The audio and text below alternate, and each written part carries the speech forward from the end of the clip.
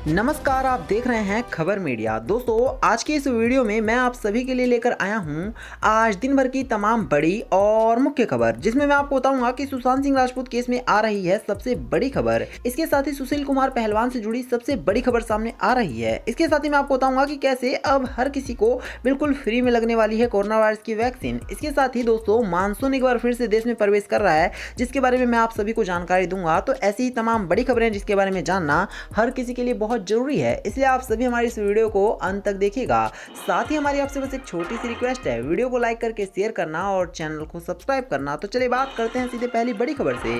Corona पर अब तक का सबसे बड़ा खुलासा, अब चाइना के साथ एशिया के ये देश हो सकते हैं ठिकाना। जी हाँ, इस समय कोरोना वायरस महामारी ने पूरी दुनिया को हिलाकर रख दिया है। लेकिन दोस्तों, अभी हाल ही में एक स्टडी की गई है जिसने पूरी तरह से झकझोर कर रख दिया है। इसी बीच नई स्टडी में जो बात सामने आई है वो बेहद ही चौंकाने वाली है। इसके मुताबिक चाइना, जापान, फिलीपींस और थाईलैंड में कोरोना वायरस चमगादड़ों के लिए अनुकूल हॉट स्पॉट में बदल सकते हैं। जहां से इंसानों में कोरोना वायरस फैलता है, इन जगहों की स्थिति चमगादड़ से इंसानों में बीमारी के लिए परिपक्व हो सकती है।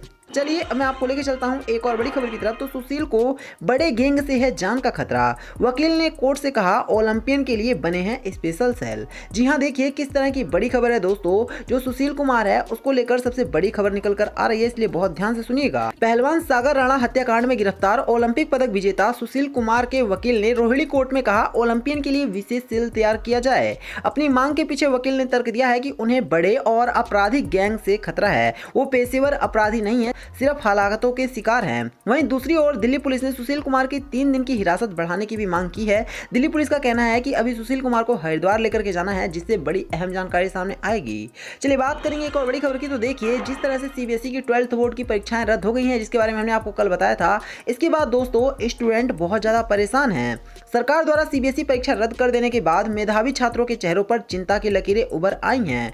दोस्तों, इन छात्रों का मानना है कि विश्वविद्यालय में प्रवेश को लेकर जो समस्याएं आएंगी उनका मुकाबला कैसे करेंगे तथा प्रवेश के आधार क्या होंगे। आप सभी को पता होगा कि पहले दोस्तों जब एग्जाम होता था तो मेरिट लिस्ट आती थी और उसमें स्टूडेंट के नाम आते थे, लेकिन इस बार तो एग्जाम ही नहीं हुआ, तो स्टूडेंट के चेहरों पर चिंता दिखना बिल्कुल स्वाभाविक है कि आखिर एडमिशन होंगे कैसे। चलिए बात करेंगे एक और बड़ी खबर की। तो बीते साल महीनों ट्रेनें बंद रहीं, फिर भी पटरी पर गई 8,733 जान। मृतकों में अधिकांश प्रवासी कारीगर शामिल थे। दोस्तों, बीते साल कोरोना के कारण लागू राष्ट्रव्यापी लॉकडाउन में महीनों तक ट्रेनें पूरी तरह से बंद रहीं, लेकिन बावजूद इसके पटरियों पर 8,733 लोगों की जान चली गई। रेलवे ने यह जानकारी देते हुए बताया कि ट्रेन की चपेट में आकर मरने वालों में ज्यादातर प्रवासी कामगार थे। रेलवे ने मध्य प्रदेश के एक आरटीआई कार्यकर्ता चंद्रशेखर गौर के एक सवाल के जवाब में जनवरी 2020 से दिसंबर 2020 तक ट्रेन की चपेट में आकर जान गंवाने वालों का ब्यौरा भी दिया है। तो देख रहे हैं आप किस तरह से प्रवासी मजदूरों की जान पर भी खतरा था। चलिए बात करेंगे एक और बड़ी खबर की। तो कांग्रेस ने सबको मुफ्त टीके के लिए फिर से उठाई है आवाज, कहा केंद्र उठाए टीकाकरण का पूरा खर्चा। कांग्रेसों ने केंद्र सरकार की टीकाकरण नीति पर सवाल उठाते हुए देश के सभी नागरिकों को मुफ्त में टीका लगाए जाने की फिर से मांग की है। पार्टी ने कहा कि कोरोना संकट से लोगों को बड़ी आर्थिक क्षति भी हुई है और ऐसे में केंद्र सरकार को आपदा में अवसर के स्वार्थ को छोड़कर मुफ्त टीकाकरण करना चाहिए। राज्यों पर टीकाकरण का बोझ लादने के बजाय केंद्रों को इसका पूरा खर्चा वहन करना चाहिए। तो कांग्रेस की जो डिमांड है, देखना है बीजेपी कब तक सुनती है। चलिए बात करेंगे एक और बड़ी खबर की। तो देखिए, सुशांत सिंह राजपूत केस में सबसे बड़ी खबर आ रही है। आप सभी को पता होगा कि सुशांत केस में एनसीबी लगातार छानबीन कर रही है, लेकिन इसी बीच में आपको बताना चाहूंगा कि किस तरह से एनसीबी ने अब सुशांत सिंह राजपूत के नौकरों से नहीं बल्कि सुशांत के बॉडीगार्ड से भी पूछताछ की है। दोस्तों, आप सभी को पता होगा कि जो सुशांत का बॉडीगार्ड है वो सुशांत के बेहद ही करीब हर वक्त रहता था, और ऐसे में अब एनसीबी ने सुशांत के बॉडीगार्ड से पूछताछ करने का मूड बना लिया है। और इस पूछताछ से खबर सामने आई है कि बहुत सारी अहम बातें सामने आ सकती हैं। चलिए बात करेंगे एक और बड़ी खबर की। तो दिल्ली में बढ़ते डेंगू केस के बीच सख्ती, 118 एजुकेशनल संस्थानों को भेजा गया है नोटिस। जी हां, देश की राजधानी दिल्ली में फिर से डेंगू पैर पसार रहा है। कई साल बाद फिर से डेंगू के मामले डराने लग गए हैं। स्थिति इतनी चिंताजनक कि कई सालों के रिकॉर्ड एक बार फिर से ध्वस्त होते हुए दिख रहे हैं और सरकार की तैयारियों पर सवाल खड़े हो रहे हैं। और इसी वजह से दोस्तों, बहुत सारे ऐसे शिक्षण संस्थान हैं जिनको पूरी तरह से बंद कर दिया गया है और लगभग 118 ऐसे शिक्षण संस्थान हैं जिनको दोस्तों नोटिस भी भेज दिया गया है।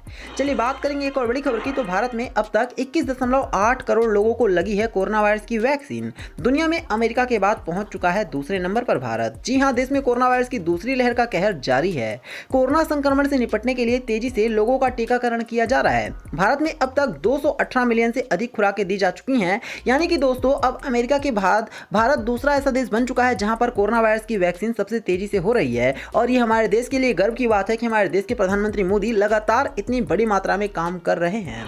चलिए बात करेंगे एक और बड़ी खबर की। तो कल केरल पहुंच जाएगा मानसून, जानेंगे आपके राज्य में कब तक पहुंचेगा। दोस्तों एक बार फिर से मानसून देश में एंट्री कर रहा है। मानसून इस बार तय समय 2 दिन देरी से 3 जून को केरल पहुंच सकता है। मौसम विभाग ने पहले इसके 31 मई को केरल पहुंचने की संभावना जताई थी, हालांकि इसमें भी 4 दिन आगे पीछे होने का अनुमान था।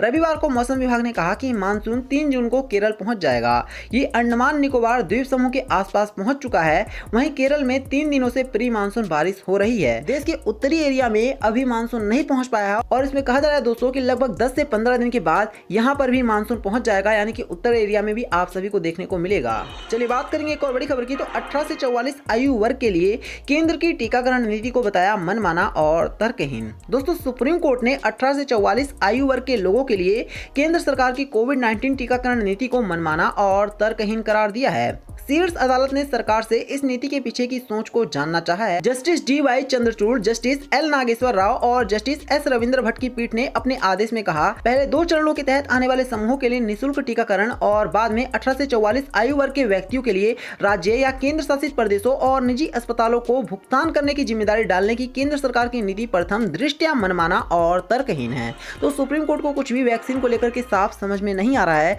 इस वजह से परेशानी दिख रही है। चलिए बात करेंगे एक और बड़ी खबर की। तो इमरान ने फिर अलापा कश्मीर राग, कहा अनुच्छेद 370 बहाल किए बिना नहीं सुधरेंगे भारत पाकिस्तान के संबंध।